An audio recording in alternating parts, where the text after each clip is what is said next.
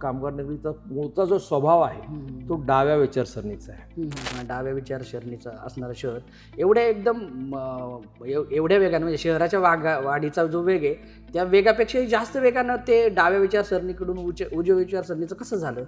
नंतर 92च्या दरम्यान शरद पवारांनी सगळी सूत्र कोणाच्या ताब्यात दिली? अजित पवारांच्या ताब्यात दिली. तर मग हा जर कामच झाली नाही गेल्या 10 वर्षामध्ये तर हा सगळा पैसा गेला कुठं नेमका? राहता राहिले त्याच्यामध्ये 40,000 कोटी. ह्या 40,000 कोटीमध्ये 9 वर्षात तुम्ही कोणकोणते प्रोजेक्ट राबवले हे फक्त दाखवा. हा एकच पंच त्यांनी मारला, तो इतका भाजपच्या जिव्हारी लागला, सगळ्यांचे हात दगडाखाली घेत. हे महेश लांडगेंचं हिंदुत्व हे तर भाजपच्या हिंदुत्ववादी लोकांपेक्षा पण प्रखर हिंदुत्व आहे. म्हणजे नेमकी काय गंमत आहे या हिंदुत्व मागं? कुदळवाडीची कारवाई झाली आणि त्याच्या आधीपासून काही 2-3 वर्षापासून ते हिंदुत्व त्या मुद्द्यावरती बोलायला लागले. किंवा देश पातळी प्रोजेक्ट केलं गेलं की ही सगळी जी तिथं होती भंगाराचीच दुकानं होती सगळी आणि सगळी मुस्लिमांचीच होती आणि ते मुस्लिम पण भारतातले नाही, ते सगळे बांगलादेशी रोहिंगे वगैरे होते. हे सगळं खोटं आहे. बाहेर एखादा माणूस मारून पाडला तर ते गोदामात गाडायची इथपर्यंत हा जो क्राईम होता ना हा गंभीर आहे. म्हणजे असं आयुक्तांची बदली झाली, आयुक्तांना तिथल्या ठेकेदारांनी मिळून एक सोन्याची मूर्ती भेट दिली.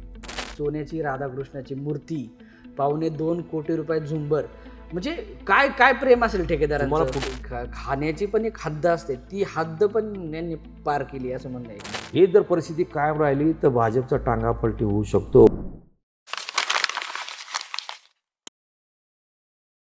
पुण्याच्या शेजारी पण स्वतःची वेगळी ओळख निर्माण केलेलं शहर, उद्योग, IT आणि राजकारणामुळे सतत चर्चेत असलेलं शहर म्हणजे पिंपरी चिंचवड शहर. याच पिंपरी चिंचवडमध्ये सध्या महानगरपालिका निवडणुकीची रणधुमाळी सुरू आहे.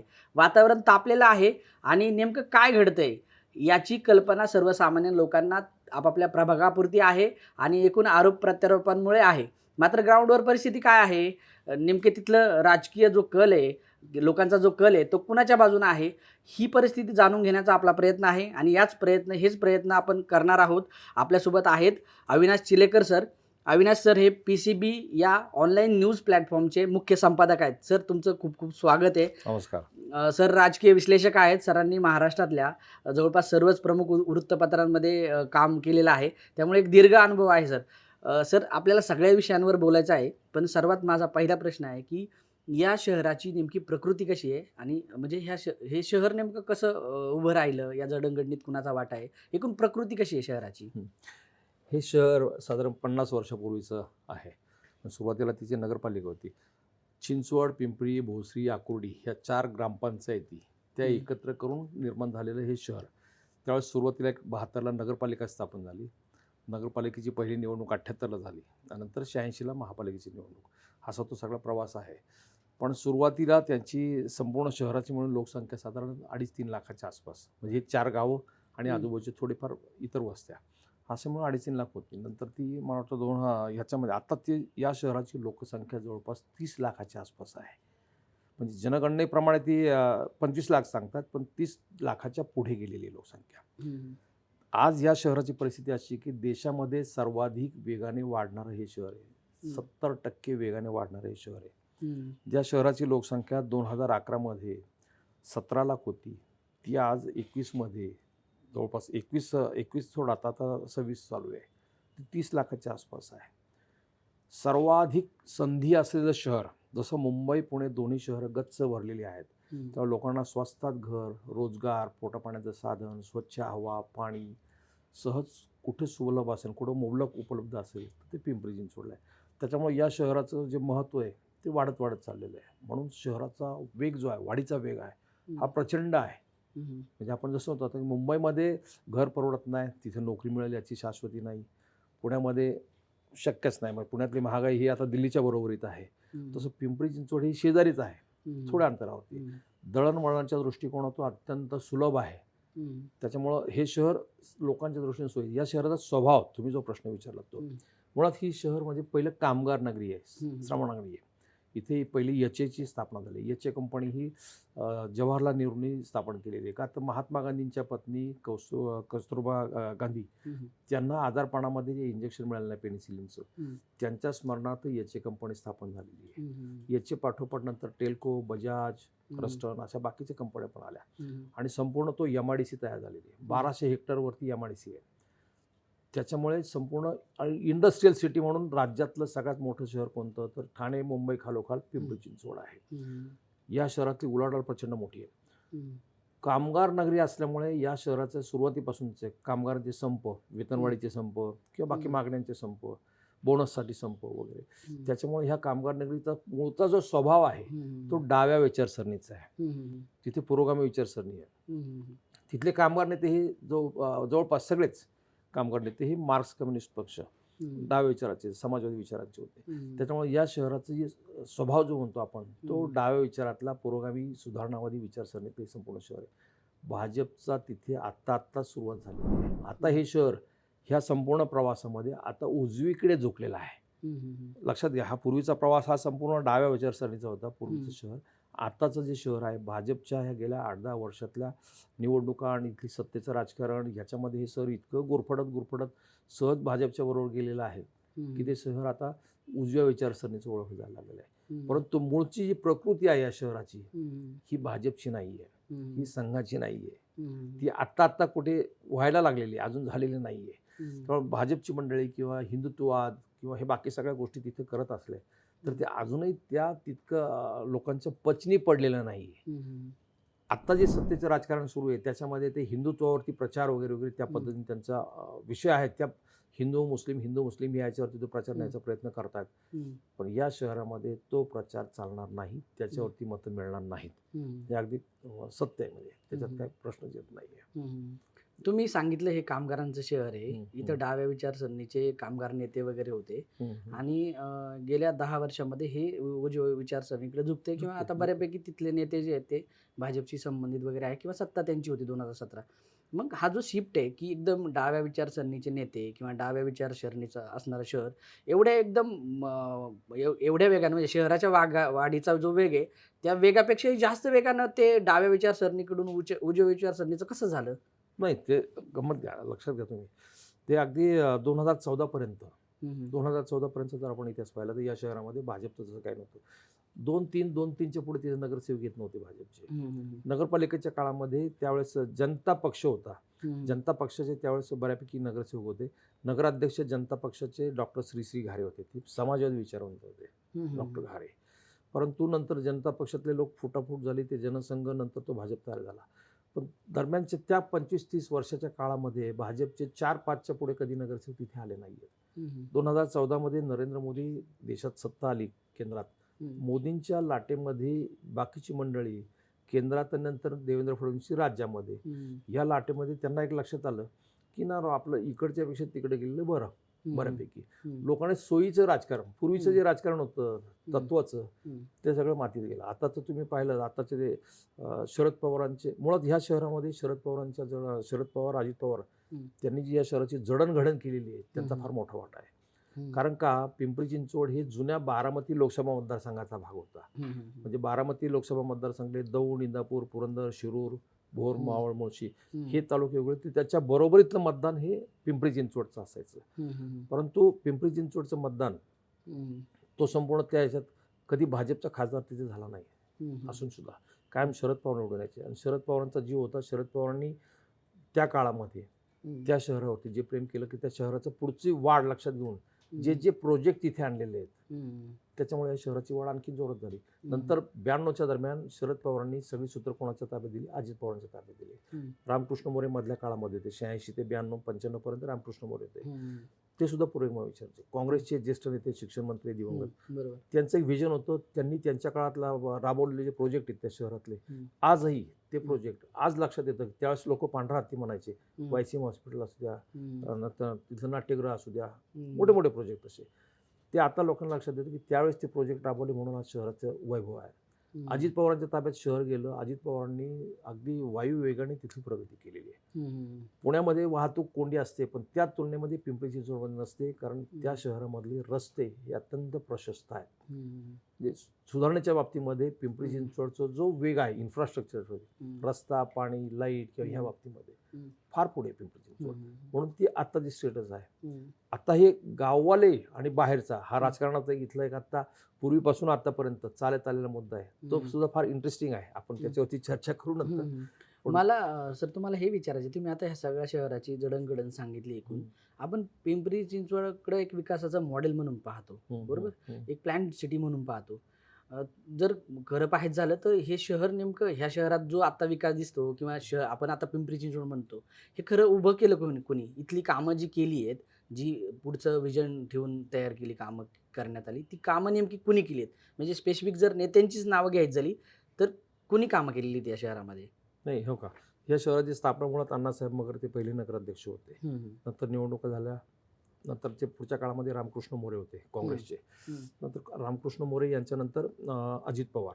शरद पवार बारामती लोकसभा मतदारसंघाचे खासदार म्हणून त्या शहराकडे लक्ष द्यायचे. म्हणजे एक अण्णासाहेब मगर, शरद पवार, रामकृष्ण मोरे आणि अजित पवार हे तीनच त्या शहरापुरते तसे नेते होते. स्थानिक नेतृत्व आजही त्या तुलनेमध्ये संपूर्ण शहराचं म्हणून अजूनही डेव्हलप होत नाहीये. या शहराची सगळ्यात मोठी कमतरता कोणती आहे, तर आत्तापर्यंत या शहराला, जसं आपण बारामतीचे शरद पवार किंवा नगरचे विखे किंवा अकलूजचे मोहिते, त्या नेत्यांच्या नावाने ती शहर ओळखले जातात. तो नेता जर व्हिजनरी असेल तर ते शहर आणखी स्पीडने पुढे जातं. या शहराला अद्यापर्यंत तसा नेता, शहराचा त्या मातीतला नेता मिळाला आहे. अजित पवार बारामतीचे, रामकृष्ण मोरे देहूचे, अण्णासाहेब मगर हे हडपसरचे. प्रॉपर त्या शहरातले जे आपण म्हणतो वाघेरे, काटे, कुठे किंवा स्थानिक जी मंडळी आहेत त्याच्यामधले आत्ता कुठे ते डेव्हलप व्हायला लागलेत. महेश लांडगे काय, लक्ष्मण जगताप दिवंगत झाले, त्यांचे बंधू शंकर, हे आत्ता डेव्हलप व्हायला लागले. लिडरलेस सिटी आहे. आतापर्यंत अजित पवारांनी 25-30 वर्षामध्ये जी डेव्हलपमेंटची दिशा दिली त्याच्यावरती त्यांच्या नावावरती सगळे प्रकल्प आहेत. त्या शहरातले जे मॅक्झिमम प्रकल्प झाले, तिथलं स्विमिंग टँक असू द्या, तिथली भाजी मंडई असू द्या, तिथले मैदान असू द्या, तिथले बॅडमिंटन हॉल असू द्या, हे सगळ्या मोठ्या मोठ्या प्रोजेक्टवरती ज्या इमारती आहेत, भूमिपूजन आणि उद्घाटन दोन्हीच्याही फलकावरती शरद पवार, अजित पवार, शरद पवार, अजित पवार, कुठे रामकृष्ण मोरे या मंडळींची आत्ता सुरुवात झालेली आहे. म्हणजे 17ला त्यांची सत्ता आली भाजपची. जे पूर्वीचे प्रोजेक्ट आहेत त्या प्रोजेक्टची, अर्धवट प्रोजेक्टची उद्घाटन यांच्या काळामध्ये, भाजपच्या काळामध्ये झालेली आहे. यांनी राबवलेले प्रकल्प हे आत्ता त्यांनी निर्णय घेतले. कोणते? या शहरामध्ये पोलीस आयुक्तालय, स्वतंत्र पोलीस आयुक्तालय आत्ता केलं, ते भाजपच्या काळात झालेलं आहे. या शहरामध्ये न्यायालय व्हायला पाहिजे, स्वतंत्र न्यायालयाची इमारत, 16 एकर मोशीला जागा दिली, स्वतंत्र न्यायालयाची इमारत आता बांधकाम सुरू होते. यांच्या काळात झालं. यांच्या काळातली ही काही मोजकी कामं आहेत ती यांच्या काळात सांगण्यासारखी. स्मार्ट सिटीमध्ये शहरातले रस्ते, सिमेंटचे रस्ते होत आहेत, ते यांच्या काळातले झालेले आहेत. परंतु जे प्रामुख्याने शहराची जी मूळ डेव्हलपमेंट आहे, शहराचा जो चेहरा आजही राज्यात कुठेही गेलात, पिंपरी चिंचवड म्हटलं ते अजित पवारचं नाव जोडलं जातं. कारण त्यांनी राबवलेले तिथले प्रोजेक्ट. दापोड ते निगडी हायवे हा पूर्वी अक्षरशः 2 वाहनं जातील इतका रुंद होता. 61 मीटर हायवेचं तिथे रुंदी ती अजित पवारांनी ती अगदी निक्षून, त्यावेळेस श्रीनिवास पाटील किंवा नंतर दिलीप बंड हे आयुक्त आले, त्यांना सांगून ती 61 मीटर करून घेतली. त्यावेळेस तो रस्ता इतका प्रशस्त झाला. त्याच्यामुळे आज पुण्यातील लक्ष्मीपेठ म्हणजे आपल्या लक्ष्मी रोडला जी सगळी नामांकित दुकानं आहेत, ब्रँडेड दुकानं आहेत, ती सगळी लक्ष्मीपेठ उठून अक्षरशः त्या रोड ते दापोड निगडी तो मोठा लक्ष्मी रोड झालेला आहे. कारण ब्रँडेड दुकानं इथं, समजा जहींचं इथं दुकान असेल कोणत्या किंवा कोणत्याही शोरूमचं, सराफाचं दुकान इथं 1000 स्क्वेअर फूटचं असेल तर तिथे 10,000 स्क्वेअर फूटचं आहे. आणि सर्वाधिक व्यवसाय तिथे चालतो. शहरामध्ये मॉल, मल्टिप्लेक्स ही सगळी जर प्रगती आता जी झाली ना, त्याचं कारण शहरातलं इन्फ्रास्ट्रक्चर फार वेगाने डेव्हलप झालं. आणि ते आता 9 वर्षात नाही झालेलं आहे, ते यापूर्वी झालेलं आहे. त्याचं फलित आत्ता दिसतंय ते लोकांना. म्हणजे खरं तर या म्हणून अजित पवारांना 2017चा पराभव का म्हणायला लागला की मी या शहरासाठी काय नाही केलं. मी काय अजित पवारांचा प्रवक्ता नाही आहे, परंतु त्यांना ते लागतं काय की मी या शहरासाठी बारामतीसारखं हे शहर व्हावं यासाठी वाटेल ते सगळं केलेलं आहे. 5 वेळा उपमुख्यमंत्री आहेत. त्यांनी या शहराला जे प्रोजेक्ट पाहिजे दिले. स्मार्ट सिटीमध्ये हे शहर नव्हतं, त्यांनी आग्रह करून ते घ्यायला लावलं तिथे. शरद पवारांनी JNR मध्ये सुद्धा हे शहर सुरुवातीला नव्हतं, फक्त पुणे होतं, ते त्यांनी शरद पवारांनी घ्यायला लावलेलं आहे. म्हणजे त्यांच्या काळातले प्रोजेक्ट आहेत. भाजपच्या काळातले प्रोजेक्ट आता दिसायचे, यापुढे ते करतील त्यावेळेस ते समोर येतील. म्हणजे तुमचं असं म्हणणं आहे की अण्णासाहेब मगरांनी हे शहर स्थापन केलं, हो हो, रामकृष्ण मोरेंनी याची पायाभरणी केली पायाभरणी केली. आणि अजित पवार असतील किंवा शरद पवार असतील, इथली मेजर जी विकास कामं ही यांच्या काळात त्यांच्या झालेली काळात आहेत झाली. किंवा अगदी जर काही झाली असतील पुढच्या काळात तर ती भाजपनं अर्धवट राहिलेली कामं पूर्ण केली पूर्ण आहेत. केली. तशी काही भाजपची या शहरामध्ये कामं नाही आहेत. मग आता एवढं मोठी शहर होतं, आशिया खंडातली सर्वात श्रीमंत महापालिका म्हणून गणली जायची महापालिका. अजित पवारांनी पण आता आरोप केले की जवळपास त्यांच्या कार्यकाळामध्ये 4,000 कोटींच्या ठेवी होत्या. त्या आत्तापर्यंत 10,000 कोटींच्या व्हायला पाहिजे होत्या. प्रत्यक्षात पाहायला गेलं तर त्या 2,000 कोटीपर्यंत म्हणजे 1,000 कोटीवर येऊन 2,000 कोटीच्या आसपास आहेत त्या. म्हणजे जवळपास 8,000 कोटी रुपयांच्या ठेवी नाही आहेत. प्लस याच्यात ॲडिशन म्हणजे की कर्ज पण घेऊन ठेवलेलं आहे.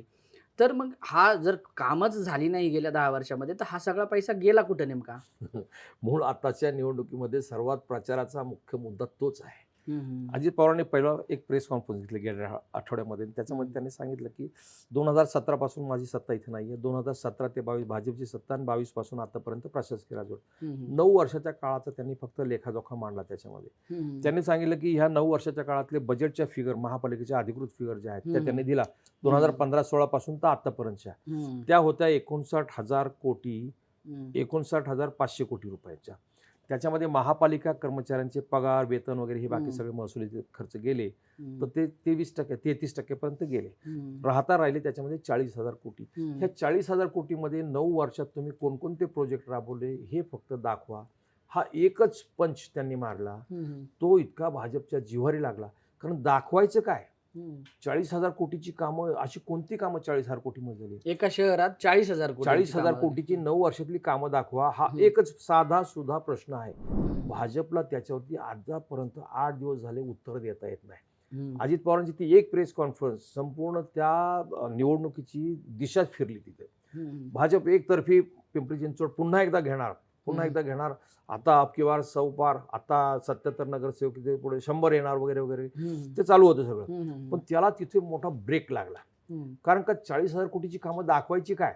मग ह्याच्यावरती काही अद्यापपर्यंत तिथले 4 भाजपचे आमदार आहेत, एकही त्याच्यावरती उत्तर देऊ शकला नाही. भाजपचे माजी खासदार आहेत अमर साबळे, ते काय बोलू शकले नाही. भाजपचे शहराध्यक्ष आहेत शत्रुघ्न काटे, ते काय बोलू शकले नाही. भाजप प्रदेशाध्यक्ष तिथं आले प्रचाराचा नाळ फोडायला. त्यांनी सांगितलं की अजित पवार असं बोलतील असं आम्हाला वाटलं नव्हतं, इतक्या खालच्या पातळीवरती येतील असं वाटलं नव्हतं. आम्हाला केंद्रात तुम्ही मोदींच्या आणि फडणवीसांच्या सरकारमध्ये काम करतं वगैरे वगैरे. म्हणजे एक प्रकारे ते त्यांनी अजित पवारांना इशारा दिला. चंद्रकांत पाटलांनी आणि चंद्रशेखर बावनकुळे महसूल मंत्री बावनकुळे प्रचार सभेला आले तिथे. ते म्हटले अजित पवारांना हे लक्षात आलं पाहिजे की मागची पानं आम्हाला उकडावी लागतील. म्हणजे थोडक्यात अजित पवारांचा 70,000 कोटींचा सिंचन घोटाळ्याचं प्रकरण. चंद्रकांत पाटलांनी तेच वक्तव्य पुढे केलं. असे शेलार म्हणायला लागले अजित पवारांना स्वतंत्र सावरकरांची विचारसरणी मान्य करावी. मूळ मुद्दा काय आहे?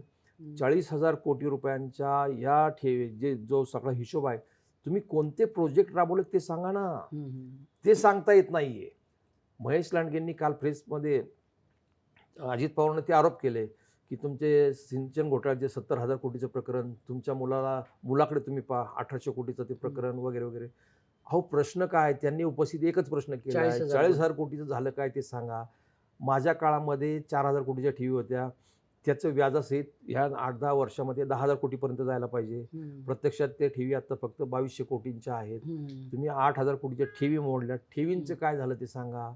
तुम्ही जे कर्जाचे 15,000 कोटींचे प्रस्ताव दिलेले आहेत, 200 कोटीचे बॉन्ड वगैरे आता फक्त लेखी त्यांच्याकडे आलेले आहेत. आतापर्यंत नदी सुधार प्रकल्पासाठी 5,500 कोटी रुपयांचे प्रकल्प त्यांनी सादर केलेले आहेत. आत्ता स्थापत्य विभागाची 4,000 कोटी रुपयाची देणेदारी आहे नुसती. इतके मोठे मोठे प्रोजेक्ट ठेकेदारांना ॲडव्हान्समध्ये बयानं देऊन ठेवलेले आहेत त्यांनी. पुढचे 3 वर्ष माझ्या माहितीप्रमाणे प्रशासकडून माहिती घेतली, पुढचे 3 वर्ष एकही भांडवली काम मोठं ते उभं करू शकत नाहीत. कारण तिजोरी खडखडाट आहे. ही जी परिस्थिती आली, महापालिकेची कर्जबाजारी परिस्थिती आली, याला जबाबदार कोण? तर याची जबाबदारी आपसुकती भाजपकडे जाते. भाजपवाले काय सांगतात?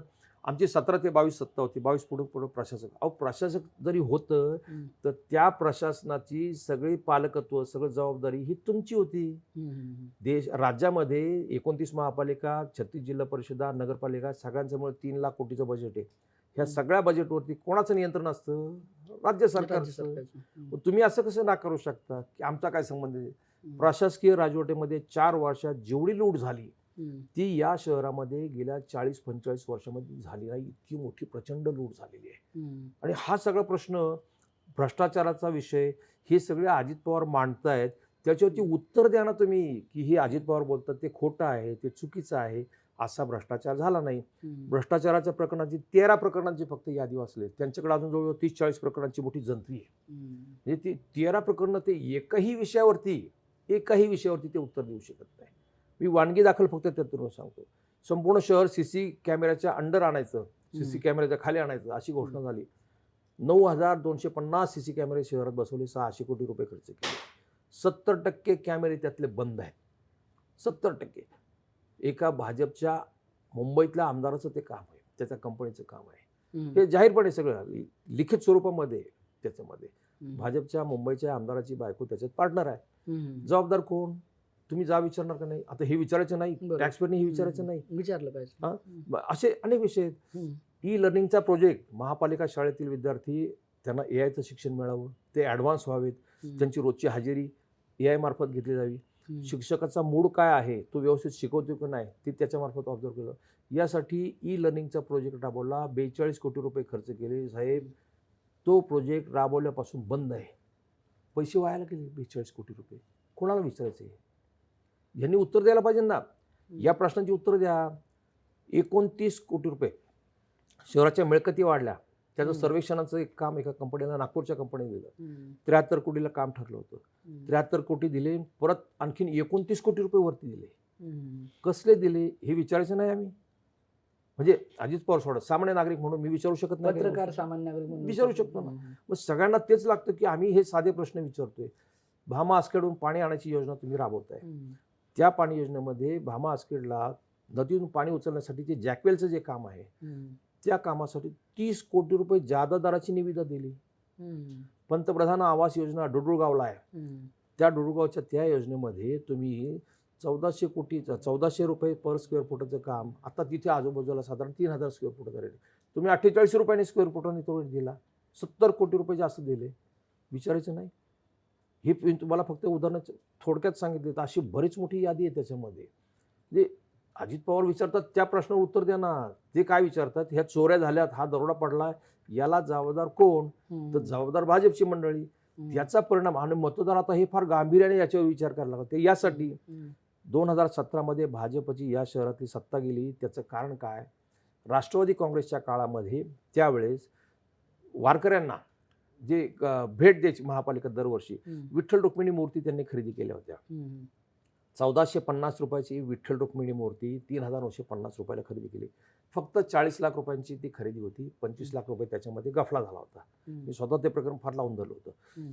त्याच्यानंतर 70 लाख रुपयाचं HPOT, hyperbolic oxygen therapy machine, YCM मध्ये घेतलं होतं 2.25 कोटीला. विदेशी दाखवलं, प्रत्यक्षात लोकल मेक होता. 13 लाख रुपयाची CNG गॅस दाहिनी 52 लाख रुपयाला खरेदी केली. हे 3 प्रकरण फक्त. तशी त्या दृष्टीने 2016 लावून धरली होती. त्याचा त्या लोकांच्या मी हे यासाठी पॉइंट आउट करतोय की तुम्ही आता बोलताय तर असं वाटू शकतं की तुम्ही राष्ट्रवादीची बाजू घेऊन बोलताय का? हा कॉन्टेक्स्ट आहे की तुम्ही राष्ट्रवादीची पण प्रकरणं काढलेली आहेत. अहो, पत्रकार म्हणून ते माझं काम होतं. मी ते प्रकरणं काढली. अरे हे काय चाललंय, हा किती भ्रष्टाचार चाललाय. तर त्यावेळेस त्याचा भाजपने ढोल वाजवला. भाजप किती, राष्ट्रवादी किती भ्रष्टाचारी आहे, राष्ट्रवादी भ्रष्ट पक्ष वगैरे वगैरे केलं. लोक त्याला भुलले. आणि देवामध्ये सुद्धा हे पैसे खातात, संडासामध्ये पैसे खातात. म्हणून लोकांनी मोठ्या विश्वासाने संस्कारक्षम पक्ष, त्यावेळेस त्यांनी भाजपने घोषणा दिली होती, भयमुक्त, भ्रष्टाचार मुक्त, हे शहर आम्ही भ्रष्टाचार मुक्त करू. अहो, आतापर्यंत त्या राष्ट्रवादीने 2% खाल्ले असेल, यांनी 200% खाल्ले. म्हणजे इतक्या मोठ्या प्रमाणात भ्रष्टाचार झालेला आहे. मग याच्यावरती आम्ही विचारायचं नाही. निवडणुकी हीच वेगळी वेळ असते निवडणुकीमध्ये की त्याच्यावरती सत्ताधारी पक्षांनी ते उत्तर द्यायला पाहिजे की हे असं झालेलं नाही बाबा, हे सांगतात ते खोटे, तेवढं तरी बोला तुम्ही. ते बोलत नाही. त्याच्यामुळं अजित पवारांनी केलेले आरोप, मीडियाने त्याला दिलेली संपूर्ण हवा, हे सगळं जर पाहिलं, हे आरोप जर मतदारांच्या पचनी पडले तर भाजपचा टांगा पलटी होऊ शकतो. आत्ताची परिस्थिती आहे. निवडणुकीमध्ये आज जे आहे वातावरण ते रात्रीतून बदलू शकतं, उद्याचं माहीत नाही. परंतु जे एकतर्फी भाजपच्या बाजूने वातावरण होतं ना ते फार मोठ्या प्रमाणावरती इथं बदललेलं आहे पिंपरी चिंचवडमध्ये.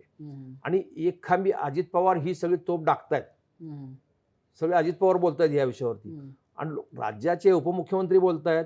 तर त्यावेळेस त्यांचे आमदार सांगतायत की ते बेजबाबदारीने बोलतायत, उपमुख्यमंत्र्यांनी असं बोलायला नाही पाहिजे. त्यांचेच आमदार सांगतात हे. नाही, भाजपचे आमदार, भाजपचे आमदार प्रत्युत्तर तुम्ही ह्याचा खुलासा करा ना, भ्रष्टाचार झाला नाही वगैरे वगैरे. म्हणजे भ्रष्टाचार हा प्रमुख मुद्दा ह्या चर्चेचा झालेला आहे. आणखी बरेच मुद्दे आहेत. सर, मला याच्यात प्रश्न हा विचारायचा आहे की अजित पवार तसे राज्याचे नेते आहेत, उपमुख्यमंत्री आहेत.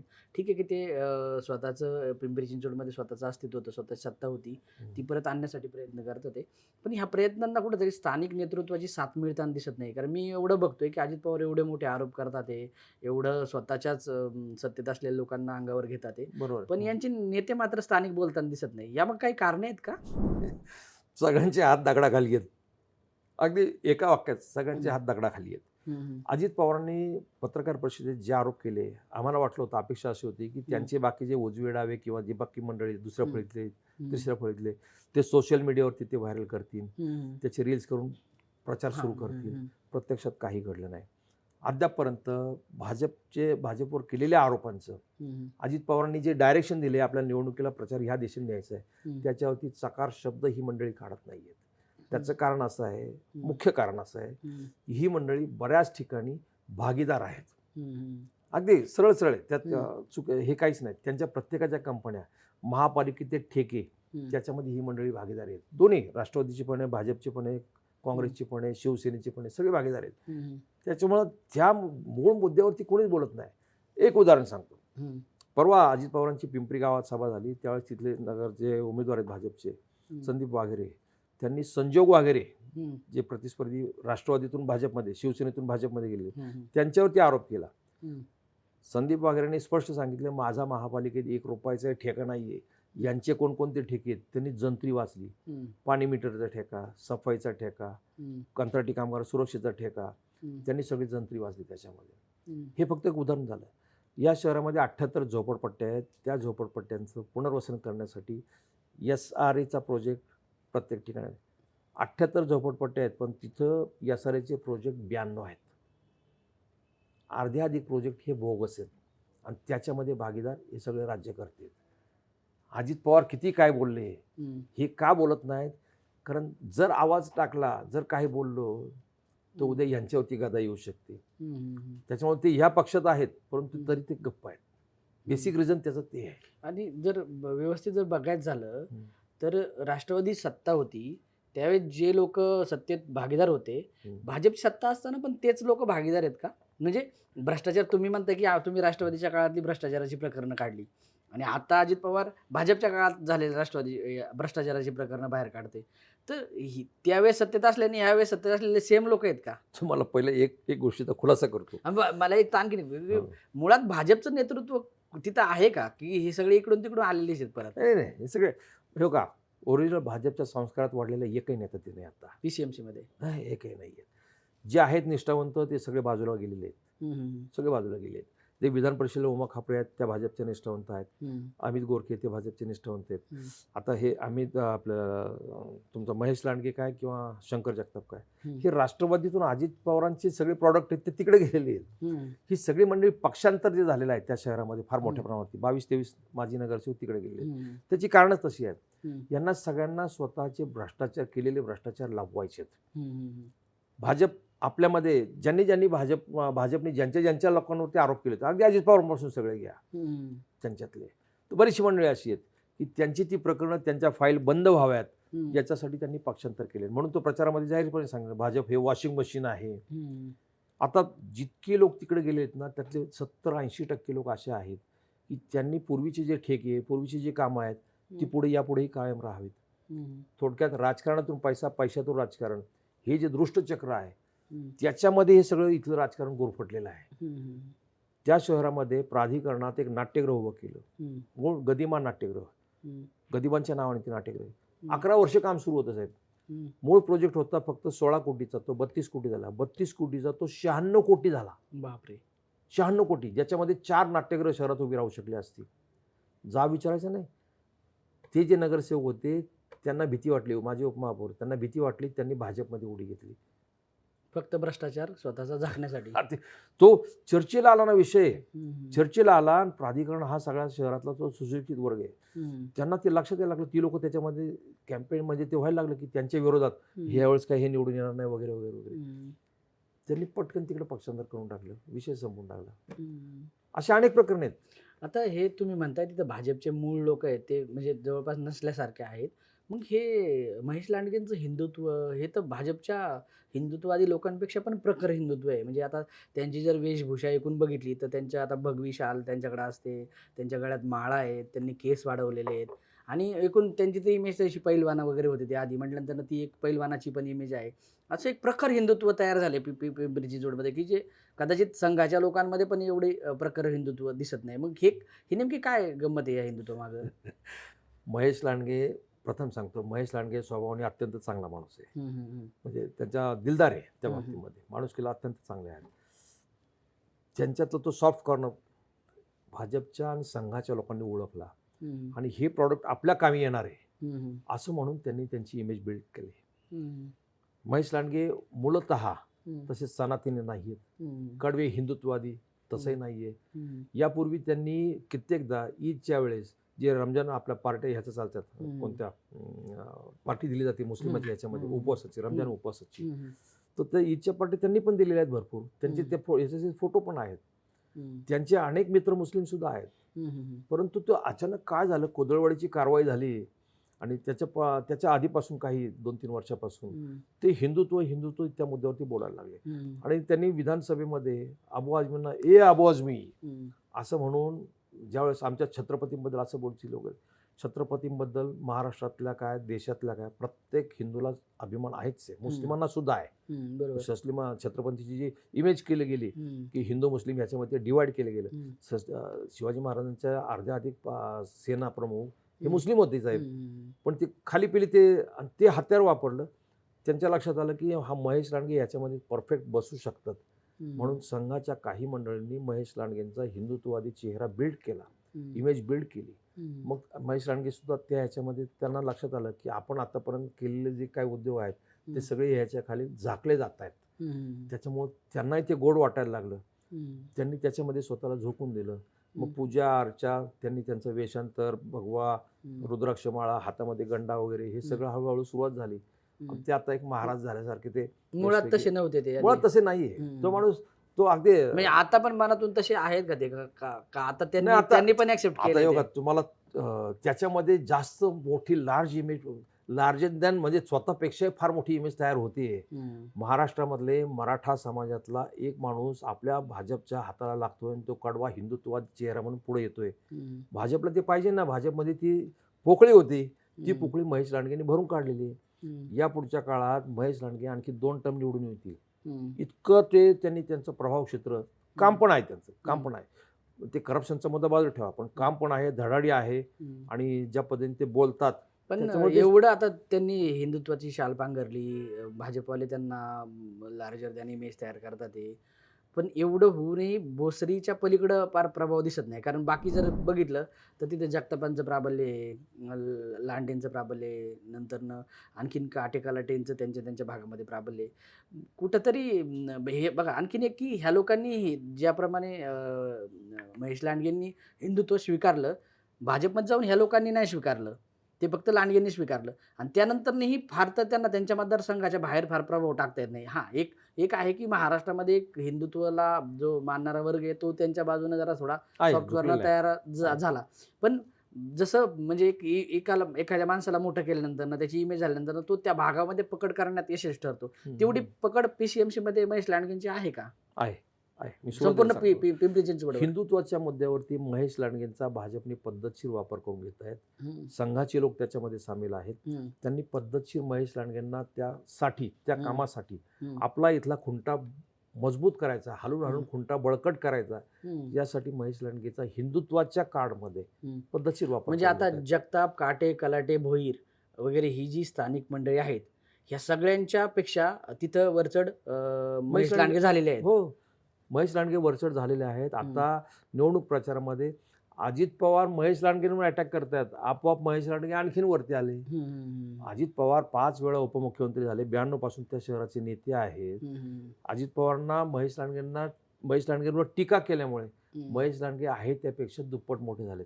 काल ते महेश लांडगे अजित पवारांवर टीका करायला लागले. म्हणजे 2 दादांमधली लढत, कुठे महेश लांडगे कुठे अजित पवार. हा महेश लांडगेंना नगरपालिकेचे निवडणुकीमध्ये उमेदवारी देण्यापासून त्यांचे माजी आमदार विलास लांडे, त्यांचे मामा सासरे, त्यांनी पुढाकार घेतला. अजित पवारांनी त्यावेळेस त्या संधी दिली, स्थायी समिती अध्यक्ष केलं, नंतर ते आमदार झाले, एकदा दोनदा तीनदा आमदार झाले. आता महेश लांडगे पुढचे भाजपचे खासदार सुद्धा होऊ शकतील, इतकं प्रभाव त्यांनी त्या याच्यामध्ये निर्माण केलेला आहे.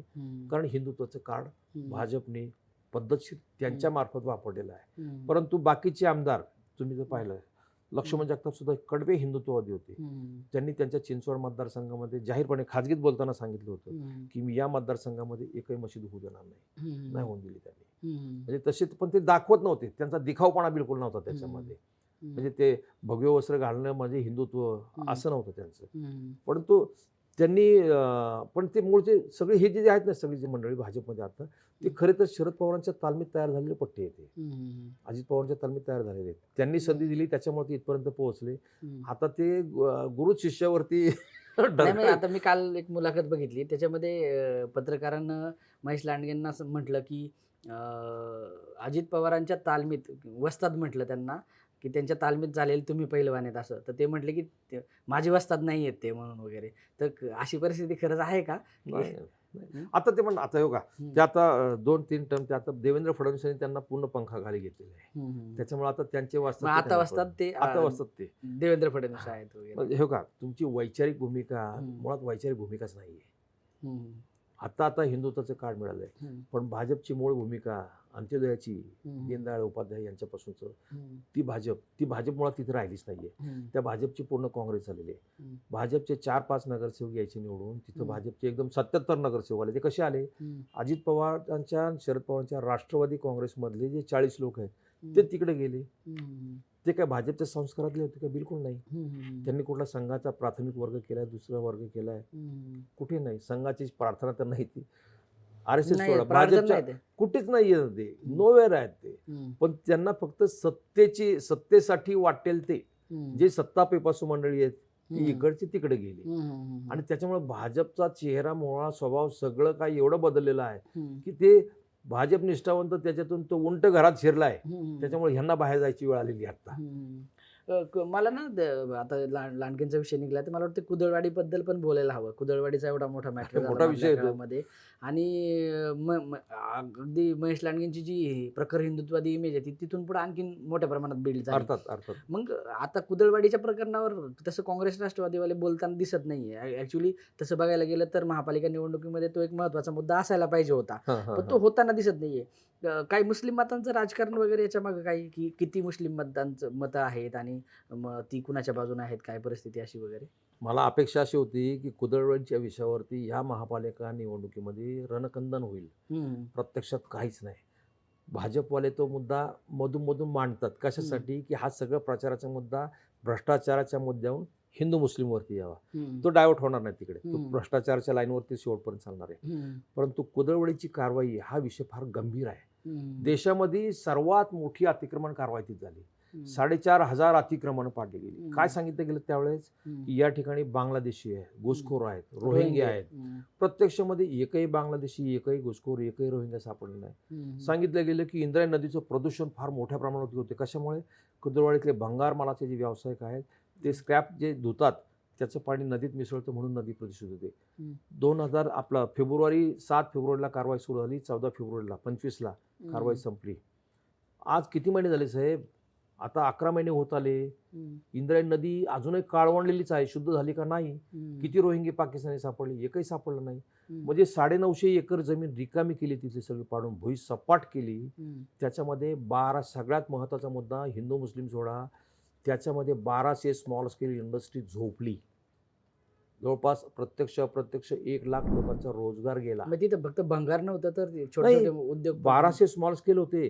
पिंपरी चिंचवड मधल्या मोठ्या मोठ्या उद्योगांना जे छोटे छोटे छोटे छोटे पार्ट part पार्ट बनवणारे. जे ते 6,000 टोटल 6-7,000 आहेत जवळपास स्मॉल स्केल इंडस्ट्री.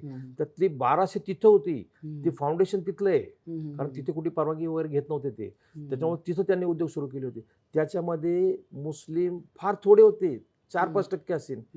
बंगारशी निगडीत असलेले फक्त हा. जैन, गुजराती, मारवाडी, शीख आणि मराठी अशा सगळ्या लोकांची ती स्मॉल स्केल इंडस्ट्री होती. त्याच्यात कोटी कोटीची 5-5, 6-6 कोटीच्या मशिनरी होत्या. सगळ्या मशिनरी त्या स्क्रॅपमध्ये गेल्या. त्याच्यात बापरे. मुस्लिम शहरात 30 लाखामध्ये 3 लाख मुस्लिम आहेत. वास्तविक ते तरी या विषयावरती बोलतील ना पुढे येतील असं वाटलं होतं, पण ते पण आवाज गप्प झाला का, तर ते घाबरतात. दहशत नाही, पण झाली. कुदळवाडीमध्ये जे तुम्ही म्हणताय सगळे मुस्लिमच होते का? म्हणजे नाही, नाही, नव्हते नाही, नाही, म्हणजे नाही. हे जे महाराष्ट्रभर प्रोजेक्ट केले जाते किंवा देश पातळी प्रोजेक्ट केलं गेलं की ही सगळी जी तिथं होती भंगाराचीच दुकानं होती सगळी, आणि सगळी मुस्लिमांचीच होती, आणि ते मुस्लिम पण भारतातले नाही, ते सगळे बांगलादेशी रोहिंगे वगैरे होते. हे सगळं खोटं आहे. युपी, MP, बिहारमधला जो मुस्लिम समाज आहे त्याचा भंगारचा मोठा व्यवसाय आहे. ते तिथं आले, त्यांनी एकमेकांचे पाहुणे तिथं आणले. त्याच्यामुळे मुस्लिम वसाहत तिथं मोठ्या प्रमाणात होती, हे मान्य आहे. परंतु ते सगळे काय अतिरेकी आहे का? म्हणजे सगळे मुस्लिम अतिरेकी अशा याच्यात तुम्ही एक जात कसं सरसकट कसं मोजताय? ते चुकीचं होतं फार. एक आहे, त्यांनी जे उभी केलेली ती वसाहत संपूर्ण ती सगळी टोटली बेकायदा होती, अतिक्रमण होती, हे 100% आहे. अतिक्रमणावर कारवाई झाली पाहिजे. बरोबर. पण ते केव्हापासून 78 पासून तिथे ते वसाहत आहे. अच्छा, 78 पासून 78 पासून नाही. अलीकडल्या काळात नाही आहे, वाढली. अलीकडच्या काळातला नाहीये ते, फार जुना व्यवसाय आहे. नगरपालिका पण मग आता काळापासून हे की बऱ्याच ठिकाणी आपण बघतो की अनधिकृत जे काही वसाहती असतात त्या रेग्युलर केलेल्या आहेत. म्हणजे आता आपल्याकडे कायद्यानुसार तर अगदी अलीकडच्या काळापर्यंत झोपडपट्ट्या वगैरे कायदेशीर केलेल्या आहेत. तसं काही तिथं कायदेशीर केलेलं नव्हतं का? नव्हतं कायदेशीर केलं नव्हतं. कायदेशीर काही नव्हतं, हे मान्य करायला पाहिजे. प्रशासनाने त्याच्या लेखी कायदेशीर केलेली कारवाई ती योग्यच आहे, कारण अतिक्रमण कारवाई आहे, त्याला आपल्याला विरोध करताच येत नाही. पण माणुसकीच्या दृष्टिकोनातून केलेली कारवाई किंवा आर्थिक दृष्टिकोनातून किंवा व्यापारी दृष्टिकोनातून केलेली कारवाई ही फार मोठं म्हणजे नुकसान तिथलं देणारी ऍटलीस्ट कारवाई. 1200 जे काही छोटे मोठे उद्योगधंदे होते, व्यवसाय होते, त्याचं पुनर्वसन वगैरे किंवा त्या संदर्भात काहीतरी विचार व्हायला पाहिजे होता असं. ज्यावेळेस तो विषय झाला आणि तो आपल्या अंगावर येतो असं संबंध, त्यावेळेस आमदार महेश लांडगेंनी जाहीरपणे सांगितलं होतं, विधानसभेत हा प्रश्न मी उपस्थित करतो आणि या सर्व लघु उद्योजकांचं पुनर्वसन करतो. अच्छा. एक चकार शब्दही त्यानंतर काढला नाही. मग त्यांनी म्हणजे महेश लांडगेंची ही भूमिका होती की हो. मी पुनर्वसन करतो हो. तिथल्या यांचं. त्यांनी जाहीरपणे त्या लोकांना सांगितलं होतं. पण ते बिचारे दहशतीखाली आहेत सगळे. त्यांच्या स्वतःच्या खरेदी केलेल्या जागा आहेत. ते म्हणतात ठीक आहे, आमचं बेकायदा होतं, तुम्ही भुईसपाट केलं, पाडलं, आता आम्हाला परवानगी द्या. आता त्यांना बांधकाम परवानगी देत नाही, त्यांची मोजणी सुद्धा करू देत नाही. म्हणजे हा कुठला अन्याय? म्हणजे 950 एकर जमीन रिकामी केली ती कोणासाठी? आम्ही तेच म्हणतो, कारण सांगा ना. प्रशासनाने कारवाई केली ना, त्यावेळेस मी उठलो तर प्रशासनाने सुपारी घेऊन कारवाई केली. कारण तुम्ही कारण सांगा ना स्पेसिफिक. फक्त अतिक्रमण कारवाई होती का? नाही. नेमकं कारण काय? नदी प्रदूषण थांबले का? नाही थांबलं. बांगलादेशी रोहिंगे सापडले का? नाही. मग कारवाई कशासाठी केली होती नेमकी? ते यायला पाहिजे ना. आणि ह्याच्यामध्ये हिंदू मुस्लिम मताचा एकमेकांना फटका बसू नये म्हणून राष्ट्रवादी त्याच्यावर बोलत नाही. भाजप तो विषय चिडीचुपपणे फक्त महेश लांडगे एकटे मांडतात, बाकी कोणी बोलत नाही. सर, हे जरा थोडंसं तुम्ही स्थानिक लेवलला आहात, असं पण आरोप होता की कुणाच तरी भंगाराचे व्यवसाय होते आणि त्या व्यवसायांना झळ पोचत होती कुदळवाडीच्या व्यवसायामुळं. तर आपले स्वतःचे भंगाराचे व्यवसाय अधिक चांगले करण्यासाठी कुदळवाडीवर कारवाई करण्यात आली. हे याच्यात कितपत तथ्य आहे? कुदळवाडीच्या कारवाईमध्ये मुख्य कारण त्याचं अर्थकारण आहे. परवा अजित पवारांनी त्याच्यामध्ये भंगार माफिया पण शब्द वापरलेला आहे. अच्छा. त्यांच्या 2-3 भाषणामध्ये आवर्जून तो शब्द वापरला की या शहरामध्ये आपण इतर माफिया ऐकत होतो आतापर्यंत. भूखंड माफिया, पाण्याचे टँकरवाले माफिया, भंगार माफिया हा शब्द त्यांनी वापरला होता. सगळ्याच्या मुळाशी ते कारण आहे. चाकण इंडस्ट्रीमध्ये रांजणगाव, चाकण, तळेगाव हा जो इंडस्ट्रियल बेल्ट आहे, ह्या इंडस्ट्रियल बेल्टमध्ये जे इंडस्ट्रीमधून स्क्रॅप तयार होतं ते स्क्रॅप कलेक्ट करणारे मोठी मोठी राजकीय मंडळी आहेत, त्यांच्या कंपन्या आहेत. मग ते खेड, आंबेगाव, जुन्नर, शिरूर, मावळ, मुळशी ह्या सगळ्या पट्ट्यातले राजकारणी त्याच्यामध्ये आहेत. आणि ह्या लोकांना स्क्रॅपचा धंदा सगळ्यात मोठा धंदा आहे. सगळ्यात मोठा धंदा आहे. स्क्रॅपच्या धंद्यामध्ये पूर्वी त्याच्यामध्ये 36% एक्साईज होती, आता एक्साईज वगैरे काय नाही. त्याच्यात निर्माण होणारा सगळं काळं धन, सरळ सगळा ब्लॅक मनी त्याच्यामध्ये तो सर्रास तुम्हाला बाकीच्या याच्यामध्ये वापरता येतो. तो फार मोठा व्यवसाय आहे. म्हणजे भंगार, ह्या सगळ्या इंडस्ट्रियल बेल्टचं भंगार होतं, ते सगळं भंगार आणि कुदळवाडीच्या भंगारचा काय संबंध होता? ते अर्थकारण एकच एक पाय गुंतलेले आहेत ना. कारण गोदळवाडीमध्ये जे भंगार मालाची सगळी मोठी मोठी 1 एकराची 2 एकराची गोदामं होती तिथं. 1-2 एकराची. एकराची हम्म. 5-5, 6-6 ट्रक आतमध्ये उभे राहायच्या. हम्म. बाहेर एखादा माणूस मारून पाडला तर ते गोदामात गाडायचे. इथपर्यंत बापरे. हा जो क्राईम होता ना, हा गंभीर आहे. म्हणजे असं घडलेलं आहे तिथं. घडलेला आहे ते हं. घडलेलं आहे. ते त्याचं आपण समर्थन करूच शकत नाही. म्हणजे म्हणजे जसं काय बिहार झाल्यासारखी तिथे ती पद्धत होती. परिस्थिती होती. हां. म्हणजे एक जो खून झाला, त्या खुनाचा मूळ जो ज्याचा खून झाला, तो त्या गोदामामध्ये गाडलेला ते नंतर पोलिसांना सापडला. बापरे. म्हणजे हे गंभीर आहे. हम्म. त्याचं आपण समर्थन करूच शकत नाही. ती कारवाई तिथे झालीच पाहिजे. हम्म. परंतु भंगार माल गोळा करण्याचं जे सगळं ते व्यावसायिक होते, त्यांचा मॅक्झिमम व्यवसाय हा पिंपरी चिंचवडच्या बरोबर शेजारीच हम्म. चाकण इंडस्ट्रीमधला होता. हम्म. ते चाकण इंडस्ट्रीचं सगळं भंगार गोळा करून आणून तिथं हे करायचे. ते जमशेदपूरला लोखंडाच्या निर्मितीसाठी ते संपूर्ण पार्टसाठी जायचं ते भट्टीमध्ये. असा हा मूळचा तिथला. त्या सगळ्या व्यवसायांवरती गदा आली. पण ह्या मंडळींनी पॅरलल दुसरी यंत्रणा उभी केली, निघोजे वगैरे पलीकडच्या नदीच्या इंद्रायणीच्या पलीकडच्या भागामध्ये. तिथे स्वतःचे प्लॉट घेतले आणि त्यांचे व्यवसाय परत सुरू झाले. परंतु मूळ जो भूमिपुत्र होता त्याला दरमहा 5-6 कोटी रुपये भाडं मिळायचं, रेंट. टेम्पोपासून जे उत्पन्न मिळायचं भाड्याचं किंवा चाळीपासून उत्पन्न मिळायचं, ते सगळे बंद झालं. ते मेले त्याच्यामध्ये अक्षरशः. म्हणजे हा विषय तसा पाहिलं तर शहराच्या चर्चेचा विषय व्हायला पाहिजे होता, नाही झाला तो. तर तुम्ही तिथे कारवाई करताय. इंद्रायणीच्या पात्रामध्ये फ्लड लाईनमध्ये असले 36 बंगले पाडताय. या शहरामध्ये पवना नदीच्या किनारी आता 2900 लोकांना नोटीस दिल्यात. का तर तुम्ही फ्लड लाईनमध्ये, ती कारवाई का थांबली? या सर, तुम्ही शहरामध्ये आलात मुद्द्यावर, तर मला वाटतं की डीपी डेव्हलपमेंट प्लॅन आहे, त्याच्या भ्रष्टाचाराचं पण बोललं जातं, त्याच्याबद्दल पण बोललं की त्यात फार मोठा घोळ आहे वगैरे. तर मला वाटतं की लागूनच या सगळ्या गोष्टींना आता आलोयच आपण त्याच्यात, तर मला वाटतं की त्याच्याबद्दल पण थोडंसं सांगा की काय नेमकं त्याच्यात. ते बोलून माझा घासा कोरडा पडला. त्याचं कारण डेव्हलपमेंट प्लॅन, डीपी म्हटल्यावरती काय, तो शहर विकास आराखडा. शहर विकास आराखडा हा असा विषय असतो की पुढच्या 25 वर्षाचं नियोजन त्याच्यामध्ये असतं. हे शहर ज्या वेगाने वाढतंय, पुढे कसं असणार आहे ते डोळ्यासमोर ठेवून त्याचं नियोजन केलं जातं.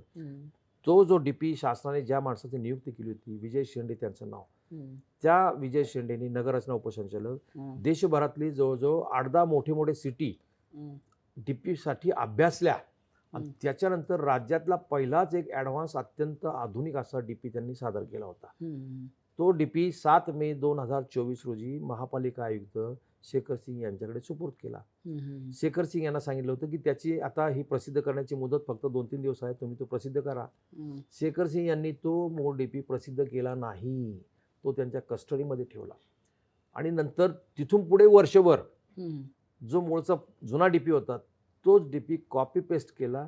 त्याच्यामध्ये प्रचंड मोठ्या प्रमाणावरती फेरबदल केले. हा मी जाहीर प्रत्येक ह्याच्यात तो आरोप करतोय, पण एका ओळीचं त्यांच्याकडून उत्तर नाही येत की डीपी विजय शेंडेंनी केलेला डीपी लोकांना का मिळाला नाही. हा डीपी तुम्ही केलेला हा कोणता आहे? हा कॉपी पेस्ट डीपी आहे. मी स्वतः विजय शेंडेंची 4 वेळा या विषयावरती बोललेलो आहे. हा कॉपी पेस्ट डीपी आहे. त्याच्यामध्ये ज्या बिल्डर लोकांच्या जागा होत्या त्या सगळ्या बाजूला वगळलेल्या आहेत. ज्या मूळच्या आरक्षणावरती जागा अतिक्रमण झाली त्याच्यावरती पुढाऱ्यांनी ताबे मारले, ती आरक्षणं बाजूला केलेली आहेत. शेतकरी जे आपल्याला भजत नाहीत त्यांच्या जागा आरक्षणात अडकलेल्या आहेत. जो शहरातला SCMTRचा जो प्रोजेक्ट आहे, रिंग रेल्वेचा प्रोजेक्ट, तो प्रोजेक्ट ती लोकांच्या घरांवरती जी रिंग रेल्वेची अलाइनमेंट होती ती सगळी विजय शेंडे या व्यक्तीने सगळी बदललेली होती आणि तो डीपी एकदम व्यवस्थित केला होता. या लोकांनी परत लोकांच्या घरांवरती जवळ 30-40 हजार लोकांच्या घरांवरती ते डीपी मधली SCMTR आणि रस्त्यांची आरक्षणं पडली होती. हा कुठला प्रकार आहे? आळंदीजवळ कत्तलखान्याचा विषय हा शक्यच नव्हता ना. तिथं कत्तलखाना आळंदीजवळ त्या डुरुगावच्या जवळ कत्तलखाना केला होता. डीपी मधले फ्रॉड प्रचंड मोठे आहेत. डुरुगावला तिथे एक टेकडी आहे, त्या टेकडीवरती एकही बांधकाम नाही, तरी सुद्धा टेकडी ही ग्रीन झोन मध्ये असते. ती तिथे 4-5 छोट्या मोठ्या इमारती दाखवल्या नकाशावरती आणि ती टेकडी संपूर्ण ग्रीनची येलो केली. का तर ती एका पुढाऱ्याने विकत घेतली होती. आणि हे सगळे फ्रॉड आहेत ना. ह्याच्यावरती उत्तर द्या प्रशासनाने, ह्याच्यावरती खुलासा करायला पाहिजे. जनतेने यांना जा विचारला पाहिजे. मी ह्या विषयावरती जवळजवळ 30-40 व्हिडिओ केले, जनजागृती केली. राज्यामध्ये कोणत्याही शहराचा डीपी झाला तर त्याच्यावरती 500-700 1000 एक हरकत घेतात. पिंपरी चिंचवडच्या डीपीवरती 50,000 लोकांनी हरकत घेतली. इतकंच नाही तर विधानसभेमध्ये भाजपचे आमदार शंकर जगताप यांनी सांगितलं की हा DP मध्ये फार मोठा फ्रॉड आहे, तो कॅन्सल करा, रद्द करा. विधान परिषदेमध्ये भाजपचेच आमदार उमा खापरे, अमित गोरखे त्या दोघांनी पण मागणी केली की ह्या DP मध्ये प्रचंड मोठ्या चुका आहेत, तो स्क्रॅप करायला पाहिजे. मी हे सांगत नाही, भाजपचे आमदार विधानसभेत सांगतात, ऑन रेकॉर्ड आहे सगळं. इतका मोठा फ्रॉड आहे. खरं तर तो ह्या विषयात चर्चेला यायला पाहिजे होता निवडणुकीमध्ये, त्याच्यावरती विचारायला पाहिजे होता. त्या DP वरती हरकती सूचनांची मुदत जुलैमध्ये संपली. आज 6 महिने होऊन गेले, अद्यापपर्यंत त्या हरकती सूचनांवरती सुनावणी घ्यायला तयार नाहीत. का? तर ती सुनावणी चर्चेत आली तर निवडणुकीमध्ये तो मुद्दा चर्चेचा होईल, तो इश्यू होईल आणि भाजपच्या अंगलट येऊन भाजपची सत्ता जाऊ शकते. त्यांनी तो विषय तिथं स्क्रॅप करून टाकला. प्रशासकीय राजवटीमध्ये महापालिका आयुक्त शेखर सिंग यांनी केलेला 4 वर्षातला जो गदारोळ होता, प्रचंड भ्रष्टाचार होता, तो विषय चर्चेला येऊ नये, तो येणार निवडणुकीमध्ये विषय. आयुक्तांचीच बदली करून टाकली. भाजपचा हा स्ट्रॅटेजीचा भाग होता संपूर्ण. पण ह्याच्यावरती या राजकीय मंडळांनी, विरोधकांनी बोलायला पाहिजे. ठाकरेंची शिवसेना शांत आहे, काँग्रेस नोवेअर आहे, शिंदेची शिवसेना ते लिमिटेड आहे. म्हणजे विरोधक तिथं नाव. आता तुला एक सांगतो, त्या शहरामध्ये राष्ट्रवादी काँग्रेस आणि भाजप या दोघांनी विरोधकांची जी स्पेस असते तिथली संपूर्ण, ती सुद्धा ॲक्वायर काढली, ती सुद्धा खाऊन टाकलेली. म्हणजे आता हे दोघ जण जे ठरवतील तेच मुद्दे चर्चेत राहतील. तेच मुद्दे चर्चेत. DP प्लॅनचा मुद्दा चर्चेत नाही अजून. कुठे आला तो? अजित पवारने परवा भाषणामध्ये काढला तो मुद्दा, DP मध्ये फ्रॉड झाला. त्यांच्याकडे अजून काही जंत्री येतात. पण मग हे जवळपास तुम्ही 40,000 कोटी रुपयांचं म्हणताय ते वेगळं आहे आणि DP प्लॅन मधलं भ्रष्टाचार हा आणखीन वेगळा आहे. टोटल जर काढलं तर हे कितीपर्यंत जाऊ शकतो? DP प्लॅन मध्ये 2,500-3,000 कोटी रुपयाचा भ्रष्टाचार. 40,000 कोटींचा जो हिशोब मांडायला पाहिजे त्यांनी तो मांडला नाही. 800 कोटीच्या ठेवी मोडला, 8,000 कोटीच्या ठेवी मोडला, तो विषय वेगळा आहे. आणखीन SRA विषय स्वतंत्र आहे, कुदळीचा विषय स्वतंत्र आहे. म्हणजे भाजपच्या विरोधामध्ये विरोधकांना पंचपक्वान्नाचं ताट वाढून ठेवलेलं आहे की तुम्ही हे सगळे मुद्दे जर तिथे वाजवले, लोकांपर्यंत पोहोचवले, तर भाजपचे तिथे मूळ पदावरती जातील ते परत. म्हणजे 14 जागा जास्तीत जास्त आल्या होत्या, त्या तिथपर्यंत जागा भाजप मागे रेटली जाईल. लोकांना कळतंय का हे एवढं? म्हणजे आता एवढं निघतंय, म्हणजे आता अजित पवार आरोप करतात ते, दुसरीकडं तुम्ही आता सांगताय की हे DP प्लॅन वगैरे कुदळवाडीचं असलेलं अर्थकारण तुम्ही समजून सांगितलं. हे सगळं एवढं जवळपास जर कॅल्क्युलेशन केलं तर हे आपण आता 40,000 कोटी म्हणतोय, कदाचित हे 50, 60, 70, 80,000 कोटींच्या घरात जाऊ शकतं कदाचित. एवढं पिंपरी चिंचवडचे लोक अवेअर आहेत का या गोष्टींबाबत की एवढा मोठा भ्रष्टाचार झालाय? तुमच्या टॅक्सचे पैसे, तुम्ही भरलेले टॅक्सचे पैसे एवढे राजकारण्यांनी लुटून खाल्ले, याच्याबद्दल लोकांमध्ये आहे का तेवढं जनजागृती झाली का तेवढी? हो का? मुळात पुणे आणि पिंपरी चिंचवड 2 शहरांच्या प्रकृतीमध्ये सुरुवातीला सांगितलं होतं की फरक आहे. पुण्यामध्ये एखादा चुकीचा प्रकार घडला, एखादा चुकीचा निर्णय झाला तर इथले समाजसेवक, इथले कार्यकर्ते तुटून पडतात त्याच्यावरती. पिंपरी चिंचवडमध्ये चुकीचं एवढं सगळं घडूनही प्रतिक्रिया द्यायला सुद्धा लोक पुढे येत नाही. का? पिंपरी चिंचवडमध्ये बाहेरून आलेला समाज जो आहे तो सगळा पोटार्थी आहे, पोटा पाण्यासाठी आलेला आहे. ओके. तो काय विचार करतो की ह्या विषयावरती आम्ही जर काही प्रतिक्रिया दिली, स्वतःची भूमिका मांडली तर आमचं जगणं मुश्किल होईल. त्याच्यामुळे तिथे लोक बोलायला सुद्धा घाबरतात. ज्यावेळेस लोक खुल्लेपणाने बोलायला सुरुवात करतील आणि रस्त्यावरती येतील, हा जनतेचा जनमताचा रेटा निर्माण होईल, त्यावेळेस ह्या लोकांना पळता बोलतो. एवढी दहशत आहे म्हणजे PCMC मध्ये आहे ना. आणि हे भाजपने भयमुक्त PCMCचा वगैरे नारा दिला. मागच्या निवडणुकीमध्ये भयमुक्त, भ्रष्टाचारमुक्त दिला. भयमुक्तीच्या बाबतीमध्ये सांगतो, पिंपरी चिंचवड शहरातला सर्वात मोठा, ह्या भ्रष्टाचाराचा सोडा, सर्वात मोठा गंभीर प्रश्न कोणता असेल तर या शहरामधली बालगुन्हेगारी. या शहरामध्ये बालगुन्हेगारी का? ते 16, 17, 18 वर्षाची पोरं जे आहेत त्यांनी कुठलाही गुन्हा केला तर त्याला कुठली गंभीर शिक्षा होत नाही, तो जास्तीत जास्त बाल सुधारगृहात जातो. राज्यकर्त्यांनी अशा लहान मुलांचा वापर करून त्या शहरामध्ये प्रचंड मोठ्या राज्यकर्त्यांनी गुंड पोचले, गुंडांनी हे बारक पोचली. पूर्वी मी ज्यावेळेस तिथे KPC आपले कृष्णप्रकाश म्हणून आयुक्त होते, त्यांनी मला या विषयावरती सांगितलं होतं, हा विषय फार गंभीर आहे, पुढे शहराच्या दृष्टीने फार कठीण. म्हणजे मोठे पोलीस अधिकारी तुम्हाला सांगतात? पोलीस आयुक्त. मी त्यांना स्वतः आमच्या स्टुडिओला डायलॉग करण्यासाठी बोललो होतो. त्यांनी सांगितलं, इट्स व्हेरी सिरियस, हा तुम्ही विषय चालवला पाहिजे. आता आम्ही चालवतो ठीक आहे. ती त्यावेळेस लोकसंख्या, त्या मुलांची संख्या होती 350-400.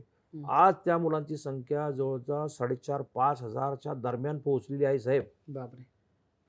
पोलिसांच्या रेकॉर्डला, आत्ताच्या पोलीस आयुक्त विनायक चौबे त्यांनी त्यांच्या रेकॉर्डला 35 राजकीय टोळ्या, राजकीय गुंडांच्या टोळ्या 35 एकट्या PCMC मध्ये. काय लोक कसे काय पुढे येणार सांगा तुम्ही म्हणजे याच्यामध्ये? ह्या सगळ्या टोळ्यांमध्ये बाल गुन्हेगारांचं प्रमाण त्याच्यात हो. ते 4,500 म्हणतात ते सगळे ह्या 35 ते टोळ्यांमध्ये 35 टोळे ते सगळे ते ही बगलबच्ची आहेत सगळे. म्हणजे अशा प्रकारे जर तिथलं राजकारण चालत असेल तर कोणत्या दिशेने जाणार? म्हणून शहराचा कडेलोट होऊ शकतो. हे सत्ता बदलाचं आता म्हणजे आपल्याला सुसंस्कृत म्हणायचे पिंपरी चिंचवड सुसंस्कृत आम्ही आतापर्यंत म्हणतो. तुम्ही सांगताय ही आकडेवारी खरंच धक्कादायक आहे. नाही धक्कादायक ऑन रेकॉर्ड आहे. मी क्राईम रिपोर्टरची मुलाखत घेतली. दुसऱ्या दिवशी सीपी म्हटले, "अहो हे कशाला डिस्क्लोज केलं तुम्ही?" हम्म. पण ते याला लोकांना समजलं पाहिजे ना, आपण नेमकं चाललो कुठे? पुढचं आपलं जगणं, आपल्या मुलाबाळांचं जगणं, तुमची मुलगी रस्त्याने जाताना ती सुरक्षित घरी परत येईल याची खात्री पाहिजे ना तुम्हाला. हम्म. भाजपने ती खात्री दिली होती म्हणून लोकांनी त्यांना सत्ता दिली. हम्म. प्रत्यक्षात तुम्ही 9 वर्षामध्ये काय केलं? हे आता याचं उत्तर राज्यकर्त्यांनी द्यायला पाहिजे. ते देत नाहीत. एखादा आरोप केला, हम्म. तो खोटा असेल तर ठीक आहे. वारंवार आरोप करूनही तुम्ही त्याचं उत्तर देत नसेल तर हम्म. सामान्य जनतेला तो आरोप खरा वाटायला लागतो. हम्म. आता त्या स्टेजला सगळं आलेलं आहे. सर मला तुम्हाला आणखीन एक प्रश्न विचारायचा आहे की 2017 भाजप पिंपरी चिंचवडमध्ये सत्तेवर आलं. नंतरनं 2022 पासून तिथं प्रशासकीय राजवट होती. ह्या मुद्द्यावर फार कोणी बोलत नाही सर. आपण राजकारण्यांच्या भ्रष्टाचारावर बोलतो की राजकीय नेते भ्रष्टाचारी, ह्या प्रोजेक्टमध्ये पैसे खाल्ले, त्या प्रोजेक्टमध्ये पैसे खाल्ले. पण 2022 पासनं प्रशासकीय राजवट आहे स्थानिक स्वराज्य संस्थांमध्ये. तशी ती पिंपरी चिंचवड महापालिकेत पण होती. पण बाकी स्थानिक स्वराज्य संस्थांपेक्षा पिंपरी चिंचवड महानगरपालिकेतील प्रशासकीय लोकांवर फार गंभीर आरोप झाले सर. फार हां, गंभीर. म्हणजे फारच गंभीर आरोप आहे, झाले. सांगतो तुम्हाला. म्हणजे राजकारण्यांनी जेवढं लुटून खाल्लं नाही या शहराला, असं म्हणतात की त्याच्यापेक्षा जास्त प्रशासकीय अधिकाऱ्यांनी या शहराला लुटून खाल्लं. तर यात किती तथ्य आहे? 100% तथ्य आहे. त्याचं कारण असं आहे, मी माझ्या 2-3 विषयात ह्या विषयावरती वारंवार बोललेलो आहे की 4 वर्षाच्या प्रशासकीय राजवटीमध्ये जितका भ्रष्टाचार झाला तो 45 वर्षाच्या ह्या राज्यकर्त्यांचा. आपण राज्यकर्त्यांना, आमदार, खासदार, नगरसेवक यांना 2%, 3%, 4%, 10% भ्रष्टाचारावर हे करतो. ह्या मंडळींनी एका अतिरिक्त आयुक्तांनी 7 कोटीच्या कामामध्ये 3 कोटी रुपयाची लाच मागितली. 7 कोटीच्या कामात 3 3 कोटीची लाच. करा हिशोब किती म्हणजे टक्के? जवळपास 40%च्या 40%. पिंपरी चिंचवडमध्ये सर्वात मोठं भ्रष्टाचाराचं उदाहरण त्याचे मुहूर्तमेढ कुठे जातं? भोसरीमध्ये शीतलबाग म्हणून आहे नाशिक हायवेला. 70 लाखाचा लोखंडी पादचारी पूल आहे. 70 लाखाचा. 70 लाखाचा. त्याचं बिल किती झालं? 7 कोटी रुपये. 70 लाखाच्या कामाचं बिल 7 कोटी रुपये. हे राज्यकर्त्यांचं उदाहरण सांग. हम्म. प्रशासकीय राजवटीमध्ये ज्या अतिरिक्त आयुक्तांनी 70 लाखाचं बिल 7 कोटी रुपये वसूल केलं, हे 7 कोटीमध्ये 3 कोटी लाच हे तुम्ही मागली. प्रशासकीय अधिकाऱ्यांनी केलेलं सांगताय, मी हे आता राजकारणी नाही. हे आता सांगतो ते प्रशासकीय. हं. पादचारी पुलाचं आहे ते राज्यकर्त्याचं काम अच्छा, आहे. राज्यकर्त्यांचे. हा. हा. प्रशासकीय अधिकाऱ्यांनी 7 कोटीमध्ये 3 कोटीची लाच मागितली, 2 कोटी घेतले, त्याच्यावरती तडजोड केली होती. त्या अतिरिक्त आयुक्ताची आता अँटी करप्शन ब्युरो मार्फत चौकशी सुरू आहे. तो अतिरिक्त आयुक्त आता जीएसटी विभागामध्ये आहे. जीएसटी मध्ये आता जीएसटी मध्ये म्हणजे इकडे भ्रष्टाचाराचे आरोप आहे, तो अधिकारी आता जीएसटी मध्ये. आता ते पुढचं मला एका कॉन्ट्रॅक्टरने फार गमतीशीर किस्सा सांगितला. म्हटलं महापालिका आयुक्तांची बदली झाली. आयुक्तांना तिथल्या ठेकेदारांनी मिळून एक सोन्याची मूर्ती भेट दिली. आयुक्तांची बदली होते. बदली म्हणजे हे ठीक आहे की आयुक्त नवीन आल्यावर त्याला गिफ्ट देतात, गेलेल्या आयुक्ताला. हो, त्यांचा हॉटेल तिथं पंचशीलचं, आताचं नाव काय, त्याचं वेगळं नाव आहे. तर त्या हॉटेलमध्ये ती पार्टी झाली. आम्ही फोटो मिळवायचा प्रयत्न केला, Send off party. Send off party झाली. तिथे मोठे मोठे ठेकेदार आणि संबंधित सगळे अधिकारी, लाभार्थी तिथे होते. त्यांनी जवळपास 20 ते 22 लाख रुपयांची सोन्याची राधाकृष्णाची मूर्ती गिफ्ट दिली. मी हा जाहीरपणे सांगतोय. ह्या संपूर्ण सोन्याची असलेली, संपूर्ण सोन्याची. या आयुक्तांना नोएडामध्ये बंगला बांधायला काढला तर त्याच्यासाठी एकाने 2.25 कोटीचं झुंबर गिफ्ट दिलं. 2.25 कोटी रुपयांचं झुंबर गिफ्ट दिलं. हे तिथली ही म्हणजे हे तुम्हाला, हे आम्ही पत्रकार म्हणून लोक आम्हाला येऊन सांगतात ना, ती चर्चा खरी वाटत नाही मला सुद्धा. हे बघा, मला वाटतं की मला थोडंसं असं वाटतं की प्रेक्षकांना आपण नोटीस करून द्यायला हवं की सोन्याची राधाकृष्णाची मूर्ती, 2.25 कोटी रुपये झुंबर, म्हणजे काय प्रेम असेल ठेकेदारांचं. मला पुढचं सांगतो. 4 वर्षाच्या काळामध्ये महापालिकेमध्ये प्रशासकांनी जितकं लुटून खाल्लं, त्यांची अँटी करप्शननी किंवा तुमच्या आता ईडी सीबीआय ही चौकशी जर झाली ना, त्यातले 70% अधिकारी कायमस्वरूपी घरी जातील. 5-5, 10-10 पिढ्यांचं कोट कल्याण केलेलं इतकं प्रचंड माया कमावलेली. 8 प्रभाग कार्यालय आहेत. 8 प्रभाग कार्यालयामधून दरवर्षी जो प्रभाग कार्यालयामध्ये किरकोळ देखभाल दुरुस्तीच्या कामासाठी जो निधी दिला जातो त्यातली 60-70% कामं बोगस.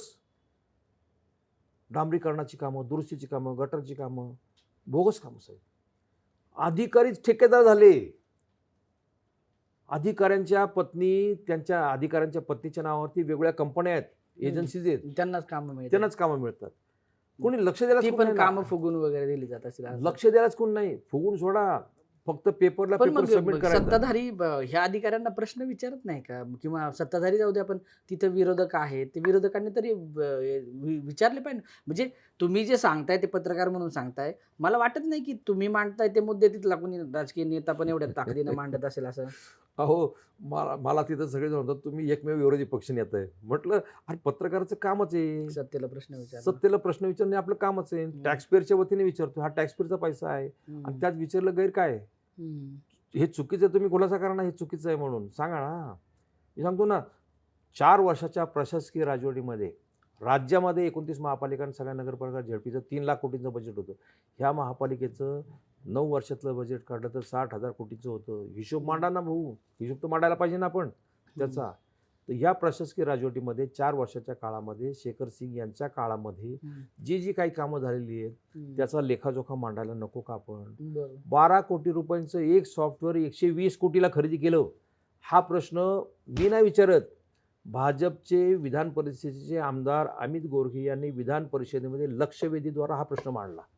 त्याची चौकशी सुरू आहे. 12 कोटीचं 120 कोटीला. अरे म्हणजे झालं काय? म्हणजे डोळे पांढरे होत नाही तुमचे? नाही, मी तेच म्हणतोय की खाण्याची पण एक हद्द असते, ती हद्द पण यांनी पार केली असं म्हणणं एकदम तुमचं. भयंकर आहे. महाभयंकर आहे. पण टॅक्सपेअरचा म्हणूनच अजित पवारांच्या त्या आरोपांमध्ये तथ्य का वाटतं किंवा त्याच्यामध्ये जास्त लक्ष द्यावं म्हणजे का मला तर आता वाटतं? ते अजित पवारांनी जे आरोप केले ते पण क्षुल्लक वाटायला लागले. आणि हे आकडे तर म्हणजे हे बघा, हे आकडे 40,000 कोटी वगैरे आपल्याला बोलायला पण मला घेता पण नाही ते आकडे. ह्याच्या पलीकडची सगळी प्रकरणं. मी सांगतो ना, ह्याचा खुलासा करा. 12 कोटीचं सॉफ्टवेअर 120 कोटीला खरेदी केलं ॲटॉस कंपनीचं. तुमच्याच आमदारांनी आरोप केलेला आहे, लक्षवेधी मांडलेली आहे. हे खरं आहे की खोटं आहे? डीपी प्लॅन बोगस आहे हे तुमच्या 3 आमदारांनी आरोप केलेले आहेत विधानसभेत जाहीरपणे. पण मग सत्ताधारी आमदारांचं पण ऐकलं जात नाही वगैरे का? म्हणजे पैसा जिथं पैसा फेको तमाशा देखो. आता निवडणुकीमध्ये कालची बातमी, एका माजी आमदाराने मला सांगितलं, प्रभाग क्रमांक 2 मध्ये प्रतिमत 9,000 रुपये रेट पोटलेला आहे. अच्छा, एका मताला 9,000. एका मताला 9,000 म्हणजे तिथे एका प्रभागामध्ये 4 उमेदवार असतात. त्यांचं कॉन्ट्रीब्युशन कसं असतं? जर मतं खरेदी करायची तर 4 जणांचं 4 उमेदवारांना प्रत्येकाने 2,000 रुपये शेअर करायचे. अशा प्रकारे एका मताला जर 9-10,000 रुपये. अरे काय चाललं? अजित पवारांनी आज सकाळी प्रेसची गप्पा मारताना एक फार इंटरेस्टिंग सांगितलं. ते म्हटले मी जाहीरपणे बोलणार नाही, अनऑफिशियली बोलतोय, पण मी तुम्हाला जाहीरपणे सांगतो, आतापर्यंतच्या या शहरामध्ये झालेल्या निवडणुकामध्ये जेवढा खर्च झाला नाही तेवढा खर्च अख्खा टोटल मारली तर या निवडणुकीत होतोय. अख्खा या निवडणुकीत आत्ता खर्च होणार आहे. इतकं मोठं अर्थकारण. अहो, एका प्रभागामध्ये एक उमेदवार 2-2, 3-3 कोटी रुपये. आता मी तुम्हाला जे गणित सांगितलं, 9,000 रुपये ज्या प्रभागामध्ये तिथे पोलीस बंदोबस्तात वाटले जात आहेत. अच्छा, तुमचं म्हणणं आहे पोलीस बंदोबस्तात. विरोधक हातबल आहेत, काही करू शकत नाही. मग असं जर असेल तर सरळ भाजपची सत्ता येऊ शकते. नाही ते जर एवढं म्हणजे अजित पवार सगळे आरोप करतात, सगळं ठीक आहे. एवढ्या मोठ्या प्रमाणावरती जर मतांच्या खरेदी विक्रीसाठी पैसा वापरला जात असेल तर मतदार कुठे मत देणार? सामान्य माणूस पोटावरती असतो. 12,000, 13,000, 15,000 महिना त्याला मिळतो. हातावरचं काम करणार आहेत. तो समाज इथे 40 ते 50% आहे. त्याला जर एकदम त्याच्या घरामध्ये नवरा बायकोन त्याच्या सुनांचे जे मताचे 50,000 रुपये त्याच्या हातात पिळाले, तो काय म्हणेल? कुठली पार्टी, कुठलं घड्याळ, कमळ. फार हे राजकारण इतकं भीषण भयंकर आहे. लोकशाही संपण्याचं हे लोकशाहीचे खरेदी विक्रीचा व्यवहार आहे. बाजार मांडलाय 15 तारखेच्या निवडणुकीमध्ये, बाजार मांडलाय. आता पुढच्या ह्या 4 दिवसामधली परीक्षा आहे तिथल्या लोकांची. ह्याच्यामध्ये काहीही होऊ शकतं. हाणामाऱ्या होतील, खून पडतील, काही होऊ शकतं. आणि सत्तेसाठी वाटेल ते. नगरसेवकाला मानधन किती असतो? 15,000 रुपये महिन्याला. वर्षाला किती मिळतात? 1,80,000. आपण धरू 5 वर्षाचे 10 लाख मानधन, भत्ते, इतर काय आणखीन असतील ते धरून 15 लाख. 15 लाख रुपये तुम्हाला 5 वर्षात मिळतात आणि तुम्ही निवडणुकीसाठी 2.5, 3, 5 कोटी रुपये खर्च करता. हा काय प्रकार आहे? हे विचारायला नको का? जनतेने असं विचारला ज्यावेळेस सुरुवात करेल प्रत्येक उमेदवाराला, त्यावेळेस कुठेतरी त्याच्यावरती अंकुश येईल.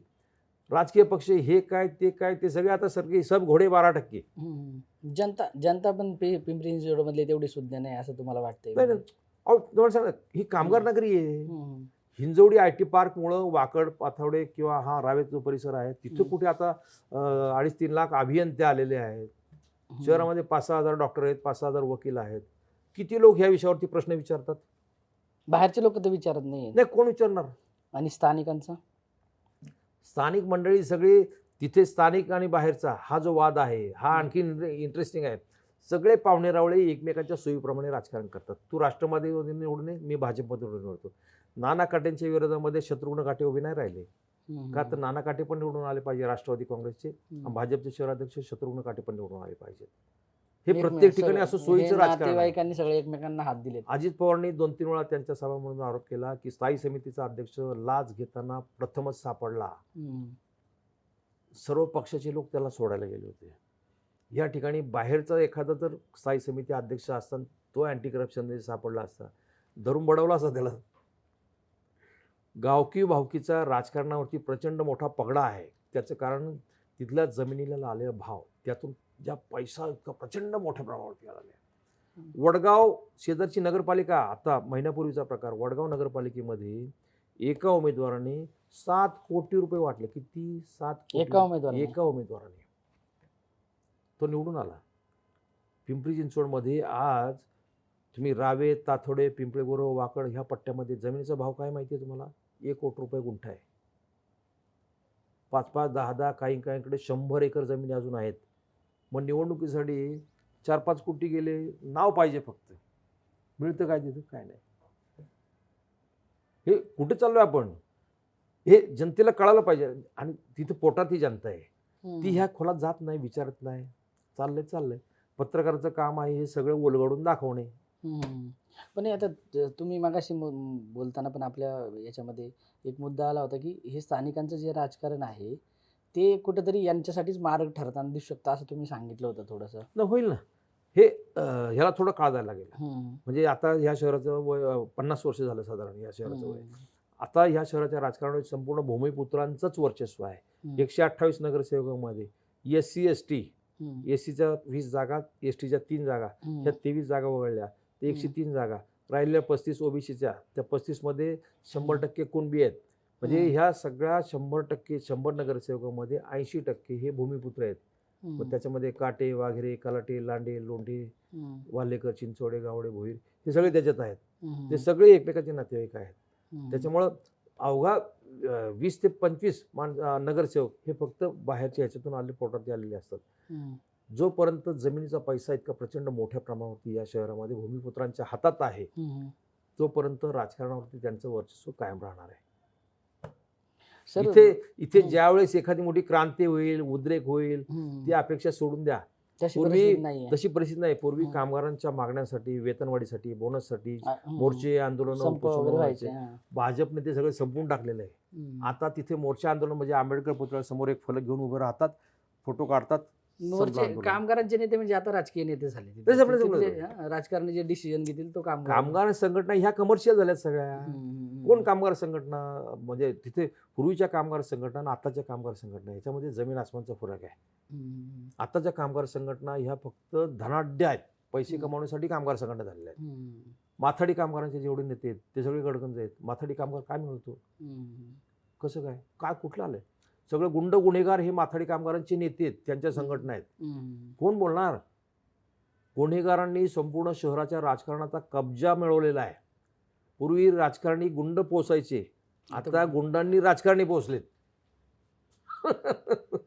सर, या मुलाखतीच्या शेवटाकडे जाताना आता आम्हाला फक्त एवढं सांगा की पिंपरी चिंचवडमधली राजकीय परिस्थिती सध्या काय आहे? जे एकूण जे राजकीय चित्र दिसतंय प्रचारामध्ये, कुणाची आघाडी आहे, कोण कुठं दिसतंय तुम्हाला, आणि एकूण तुम्हाला काय वाटतं की साधारणपणे सत्ता कुणाच्या ताब्यात जाऊ शकते? आणि म्हणजे याच्यात काही चेंजेस वगैरे येत्या काळात होऊ शकतात का 4-5 दिवसांमध्ये वगैरे? हो का, अजित पवारांनी सुरुवातीपासून जो तवा तापवलेला आहे, जी तोप डागलेली आहे, भ्रष्टाचार मुद्दा, तो लोकांना पचलेला आहे. अच्छा, पोहोचला हा लोकांपर्यंत. लोकांपर्यंत पोहोचलेला आहे. हम्म. तो त्यांनी सातत्याने शेवटपर्यंत तो टेम्पो जर टिकवला हम्म. तो भाजपला जड जाऊ शकतं. हम्म. अन्यथा तो टेम्पोमध्ये कुठे ब्रेक झाला, हम्म. देवेंद्र फडणवीसांची सभा झाली, त्यांनी त्याच्यावरती काही आश्वासन दिली, हम्म. तर मात्र मग पुन्हा भाजप सत्तेवर येते. मी सुरुवातीपासून सांगतोय, विरोधी पक्ष इतका कमकुवत झालेला आहे तिथे हम्म. की पण त्याला ते आता आत्मविश्वासच राहिला कुठेतरी नाही. मी अनालिसिस वाचलं की म्हणजे महापालिकांचं ठरलेलं आहे की पिंपरी चिंचवड दादांना देऊन टाकायची, पुणे भाजपसाठी असेल, आणि हे वाटप झालेलं आहे ठाणे शिंदेना सोडायची, असं काहीतरी वाटप झालेलं आहे. नाही, हे आपल्याला बातम्यांपुरतं वाटतं. भाजप असं सहजासहजी ग्रामपंचायत सोडत नाही तर महापालिका कुठे सोडेल? राज्यातली सर्वात श्रीमंत महापालिका भाजप असे सहज सोडून देईल? तिथे 77 नगरसेवक त्यांचे आहेत. पण मला आणखीन एक जाता या मुद्द्यावर पण सांगा की विरोधकांची जी स्पेस आहे, असं बोलतात की ही नुरा कुस्ती आहे, तर तुम्हाला याच्याबद्दल काय वाटतं? नाही, आता आज सकाळी अजित पवारांना आम्ही त्या विषयावरती बरंच छेडलं पत्रकारांनी हा हा की तुमची सगळी नोरा कुस्ती आहे, सध्यात तुम्ही परत एकत्र येणार, उद्या निवडणुका झाल्या, तुमच्या त्यांच्या बरोबर जागाला तुम्ही एकत्र येणार. अजित पवारांनी स्पष्ट सांगितलं तिथं, तो नंतरचा प्रश्न नंतर, पण आता सांगतो तुम्हाला, ही आमची कुस्ती ही जंगी कुस्ती आहे. अच्छा, जंगी कुस्ती. हा, मग याच्यामध्ये आम्ही आमचा विरोधक हा भाजप आहे, भाजपचे विरोधक आम्ही आहोत, आमच्या दोघांमधलाच हा सामना आहे. त्याच्यामुळे निवडणुकीसारखीच होणार. हे आम्हाला पत्रकार म्हणून तटस्थपणे ज्यावेळेस विचार करतो त्यावेळेस ते आम्हालाही नुरा कुस्तीच दिसते. अच्छा, तुम्हाला नुरा नुरा कुस्ती कुस्तीच दिसते. दिसते. तुमचं नाही. मी नुरा कुस्ती दिसते. आपण आज त्यांना आम्ही त्या विषयावरती भरपूर छेडलं पत्रकारांनी वारंवार, खोदून खोदून सत्य खोदून परिस्थिती त्यांना सत्य. हा हा हा. पण अजित पवार आता या निग्रहाने उतरलेले आहेत की राज्यामध्ये 29 पैकी एकमेव महापालिका आहे जिथं अजित पवारांची सत्ता येऊ शकते. पुण्यामध्ये येऊ शकते का नाही ते माहित नाही मला अजून पुढे, पण पिंपरी चिंचवडमध्ये येऊ शकते म्हणून ते प्रयत्न करतायत. यापूर्वी त्यांनी दुर्लक्ष केलं होतं. 2017ला राष्ट्रवादीचे आरोप झाले त्यावेळेस त्यांनी त्याचं निराकरण केलं नाही, पश्चाताप झाला. आता म्हणतात की नाही त्यावेळेस चूक झाली आमची. आता त्यांनी तेच हत्यार परजलंय, तलवारीला धार लावली, ते भाजपवरती चालवत आहेत. भाजपकडून खुलासा येत नाही एकही. हे जर परिस्थिती कायम राहिली तर भाजपचा टांगा पलटी होऊ शकतो, भाजपचा टांगा पलटी होऊ शकतो. अजित पवारांनी इतकं मनावर घेतलंय की आज दिवसभर आता तरी परिस्थिती थोडी अजित पवारांची वरचढ दिसते आज, तुमचं म्हणणं आहे? नाही ना, बरोबर येते भाजपच्या अच्छा, बरोबर बरोबर आहे. भाजपच्या बरोबर पण मग जर हा टेम्पो टिकून राहिला तर मग भाजपसाठी अवघड आहे. भाजपला अवघड आहे. जड जाईल भाजपला भाजपला. जड जाईल. किंवा अजित पवारांना राज्यात फिरायला पाहिजे. आता ते आणखीन उद्या परवा 2-3 दिवस तिकडे त्यांच्या बाहेर दौरे. 11 तारखेला परत एक मोठी सभा त्यांची होणार आहे भोसरीला. अच्छा, मग त्याच्यात काहीतरी आणखीन मग ते- बॉम्ब टाकू शकतात. ते आता अजित पवारांना कोण आवरणार? अजित पवारांचा स्वभाव माहिती आहे आपल्याला, रोखठोक हे कोणाचंच हे ठेवत नाही ते अजिबात. त्याच्यामुळे ते एकदा त्या भोसरीमध्ये तिथं जाऊन त्यांनी सभा घेतील, जो जाळ काढतील, त्याचाही मोठा परिणाम होऊ शकतो. हे खाली लोकांना पटतंय, कार्यकर्त्यांना पटतंय, ते बोलत नाहीत. मतदारांना पटतंय. पटते मतदार. हा, पटतंय.